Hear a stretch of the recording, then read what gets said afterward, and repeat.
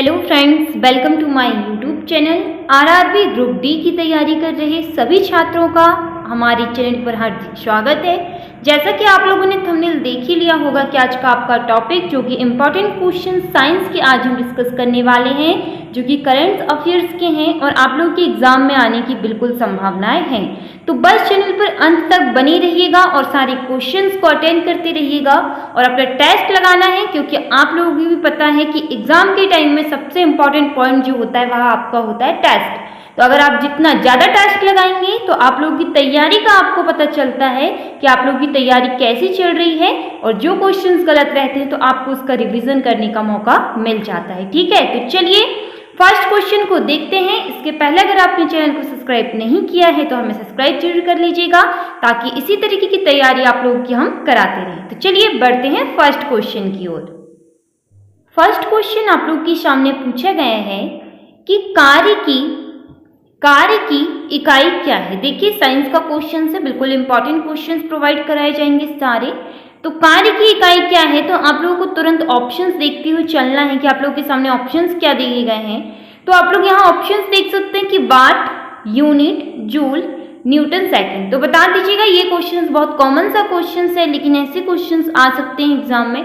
तो आप लोग को ये पता होना चाहिए कि इसकी जो कार्य की जो इकाई होती है वह होती है जूल, जो कि जिसे न्यूटन मीटर जो कि एनएम के रूप में व्यक्त किया जाता है ना, क्योंकि एक जूल वह कार्य है जो एक न्यूटन बल द्वारा किसी वस्तु को 1 मीटर विस्थापित करने पर किया जाता है। इंपॉर्टेंट पॉइंट है, जो कि एक जूल कार्य क्या है, एक न्यूटन बल द्वारा वस्तु को 1 मीटर विस्थापित करने पर किया जाता है ना। तो जो कि जूल होता है, इसका correct answer option number A आपका हो जाएगा, बिल्कुल राइट आंसर। नेक्स्ट क्वेश्चन आप लोगों के सामने पूछा गया है कि इंसुलिन का उत्पादन किया जाता है। बताइएगा मुझे कि इंसुलिन का उत्पादन किस चीज के द्वारा किया जाता है। तो आप लोग के सामने ऑप्शन है चारों, फटाफट से ऑप्शंस देख लीजिएगा। तो आप लोग मुझे बता दीजिए कि इसका राइट आंसर क्या होगा। तो इसका बिल्कुल करेक्ट आंसर होगा, जो ऑप्शंस बड़े हैं उसे पढ़ने में टाइम वेस्ट बिल्कुल नहीं किया जाएगा और आंसर तुरंत आप लोगों को देखना है। ये ऑप्शंस को पढ़ सकते हैं कि क्या ऑप्शंस आपके सामने दिए गए हैं। ठीक है, तो आइलेट्स ऑफ लैंगरहैंस द्वारा, है ना, किसके द्वारा, आप लोग के सामने ए नंबर बिल्कुल करेक्ट आंसर है। जो क्वेश्चंस में थोड़ा सा एक्सप्लेन करने का है, एक क्वेश्चन से कई क्वेश्चंस बनेंगे, वो क्वेश्चंस को हम डिस्कस करेंगे।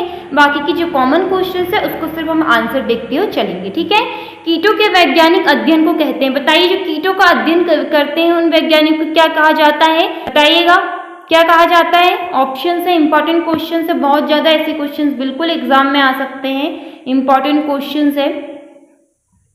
बताइए क्या कहा जाता है। तो उसे कहा जाता है एंटोमोलॉजी। क्या कहा जाता है, एंटोमोलॉजी।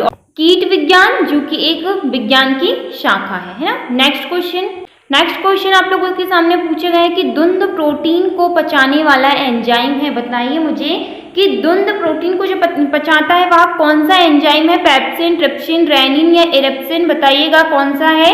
तो आप लोगों के सामने रेनिन इसका बिल्कुल राइट आंसर हो जाएगा, ऑप्शन नंबर सी। सभी लोग कमेंट्स में आंसर बताना है, इससे आपकी बहुत बड़ी प्रैक्टिस होती है। सारे क्वेश्चंस को अटेंड करिएगा, बहुत ज्यादा इंपॉर्टेंट क्वेश्चंस जो कि शिशुओं में सबसे ज्यादा अधिक होता है ना, शिशुओं में सबसे ज्यादा अधिक देखा जाता है। नेक्स्ट क्वेश्चन पूछा गया है कि हमारे शरीर का अधिकतम भार बना होता है। बहुत कॉमन क्वेश्चन है। बताइएगा कि हमारे शरीर का जो अधिकतम भाग होता है वह किस चीज से बना होता है, अस्थियों से बनी होता है या शारीरिक अंगों से, त्वचा, मांसपेशियां व अंगों का या जल का। तो देखिए कंफ्यूजन हो जाता है, कई बार लोग त्वचा, मांसपेशियों व अंग कर देते हैं या शरीर अंगों का कर देते हैं, पर ये गलत है, क्योंकि सबसे ज्यादा जो हमारे शरीर का अधिकतम जो भार होता है वह बना होता है जल से। जल तो किस चीज का बना होता है, जल का। ऑप्शन नंबर डी आप, जो कि क्या होता है, शरीर के कुल वजन का 60 से 70% है ना, इतना होता है हमारे शरीर का। नेक्स्ट क्वेश्चन आप लोगों के सामने पूछे गए हैं कि निम्नलिखित में से किसने एक्स किरणों का आविष्कार किया। एक्स किरणों का आविष्कार कई सारी क्लासों से पढ़े आ रहे हैं क्वेश्चंस को। तो किसने किया था बताइएगा। इसका आंसर तो कोई भी आंख बंद करके शायद दे सकता है। बताइएगा क्या होगा इसका करेक्ट आंसर, बताइए।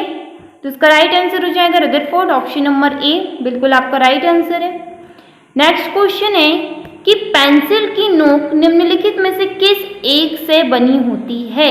इंपॉर्टेंट क्वेश्चन है कि जो पेंसिल की जो नोक होती है वह किससे बनी होती है, तो वह बनी होती है, ऑप्शंस देख सकते हो, शीशा, एंटीमनी, ग्रेफाइट या इनमें से कोई नहीं। बताइए क्या होगा आपका बिल्कुल राइट आंसर। ऑप्शंस है यहाँ पर बिल्कुल करेक्ट आंसर हो जाएगा ग्रेफाइट, ऑप्शन नंबर सी, जो कि पेंसिल की जो नोक होती है, जो आप हम सभी लोग जिसका इस्तेमाल करते हैं, वह उसकी जो नोक होती है वह ग्रेफाइट से बनी होती है। आए या ना आए, पर बिल्कुल नॉलेज के लिए भी ये जरूरी है ये क्वेश्चंस, तो बिल्कुल, पर ऐसे क्वेश्चंस एग्जाम में कई बार देखे जाते हैं ना। निम्नलिखित में से क्या जल से हल्का होता है? जल से जो हल्की चीजें होती है वो क्या होती है, बताइए। पहले ऑप्शंस देख लीजिए फिर समझिएगा। आप लोगों के सामने ऑप्शंस है, तो बताइए क्या होती है। तो सोडियम होती है, जो कि सोडियम, जो कि हम देख सकते हैं, पोटेशियम, सोडियम, तेल, लकड़ी, ये सारी चीजें क्या होती है, पानी में ऊपर ही आ जाती है, पानी की सतह से ऊपर आ जाती है। आप देखते हैं लकड़ी हो, सोडियम हो, पोटेशियम हो, या फिर ये सारी चीजें पानी के ऊपर होती है, तो इसका जो भार होता है ये सारी चीजों का पानी से हल्का होता है। इसलिए जो पानी की सतह के ऊपर जो चीजें आ जाती है वो पानी के भार से हल्की होती है ना। नेक्स्ट क्वेश्चन पूछा गया है कि हरित ग्रह प्रभाव के कारण पृथ्वी का तापमान क्या हो रहा है। हरित ग्रह प्रभाव के कारण पृथ्वी का तापमान तो बढ़ रहा है, घट रहा है या स्थिर रह रहा है, इनमें से कुछ नहीं हो रहा है। क्या हो रहा है बताइएगा। तो ऑप्शन है, करेक्ट आंसर हो जाएगा आपका बिल्कुल राइट आंसर हो जाएगा ऑप्शन नंबर ए, घट रहा है। ऑप्शन नंबर ए घट रहा है ना। नेक्स्ट क्वेश्चन आप लोग के सामने पूछे गए हैं कि ध्वनि के अतिरिक्त प्रतिबिंब को संचारित करने के समय विद्युत युक्ति कहलाती है। क्या कहलाती है? जो ध्वनि के अतिरिक्त प्रतिबिंब जो होता है तो क्या कहलाता है? वीडियो कॉल, वीडियो फोन कहलाता है, माइक्रोफोन, आइडियोफोन या टेलीफोन। ये क्वेश्चंस भी इंपॉर्टेंट है, कॉमन सा क्वेश्चन से बताइएगा इसका राइट आंसर। इसका राइट आंसर हो जाएगा वीडियो फोन। वीडियो फोन जिसका इस्तेमाल आप सभी हम दिन में कई बार कर रहे हैं ना। नेक्स्ट क्वेश्चन है कि लेप्रोसी बैसिलस की खोज किसने की। बहुत ज़्यादा इंपॉर्टेंट क्वेश्चन है ये कि लेप्रोसी बैसिलस की खोज किसने की थी, बताइएगा किसने की थी। जेनर, नोलाड्रॉस, लुई पास्चर या हैंसन, बताइए किसने की थी। आप लोग बताइएगा इसका आंसर। इंपॉर्टेंट क्वेश्चन है, बार बार बोल रही हूँ। तो लुई पास्चर ने इसकी खोज की थी, ठीक है। लुई पास्चर ने इसकी खोज की थी, कब की थी ये भी पता होना चाहिए। तो इसकी जो खोज की गई थी 28 फरवरी 1873 को हुई थी, है ना। ये याद रखिएगा। ये क्वेश्चंस भी कई बार पूछ लिया जाता है। जो कि इसमें क्या साबित किया गया था कि जो कुष्ठ रोग होता है, कुष्ठ रोग जो होता है वह एक संक्रमित बीमारी है ना। इस चीज में ये सारी चीजें साबित हुई। तो याद रखिएगा कब की थी और किसने की थी, ये याद रखना है आपको। 28 फरवरी, ठीक है, 28 फरवरी 1873 में। ये पॉइंट इंपॉर्टेंट है। और लुई पास्चर ने की थी किस चीज की, तो लेप्रोसी बैसिलस, है ना। चलिए नेक्स्ट क्वेश्चन। नेक्स्ट क्वेश्चन आप लोगों से पूछा गया है कि वायु का वेग किससे मापा जाता है। वायु का जो वेग होता है वह किससे मापा जाता है, किससे मापा जाता है वायु का वेग। तो वायु को वेग जो मापा जाता है वह मापा जाता है एनीमोमीटर से। ऑप्शन नंबर बी आपका बिल्कुल करेक्ट आंसर हो जाएगा, एनीमोमीटर। नेक्स्ट क्वेश्चन है कि माइटोमाइसिन नामक प्रतिजैविक निम्नलिखित रोगों की कुछ विशेष प्रकार के उपचार से काम आता है। बताइएगा किस चीज के उपचार से काम आता है। तो ये आता है पोलियो, जो कि पोलियो जो होता है उस चीज के लिए। तो ऑप्शन नंबर सी बिल्कुल राइट आंसर। नेक्स्ट क्वेश्चन आप लोग के सामने पूछे गए हैं कि रेडियो संचरण में इस शय आशय है। बताइए कि रेडियो जो संचरण होता है उसमें इस शब्द का किस चीज से आशय क्या है यहाँ। तो यहाँ है फर्मी मॉड्यूलेशन, फर्मी मॉड्यूलेशन, ठीक है, जो कि संचरण का एक साधन है ना। सो ये है आपके सामने इंपॉर्टेंट क्वेश्चंस जो हमने डिस्कस किए। अगर वीडियो पसंद आया हो तो चैनल को सब्सक्राइब कर सकते हैं, लाइक कर सकते हैं, शेयर कर सकते हैं। मिलते हैं अगली वीडियो पर, तब तक के लिए जय हिंद, वंदे मातरम।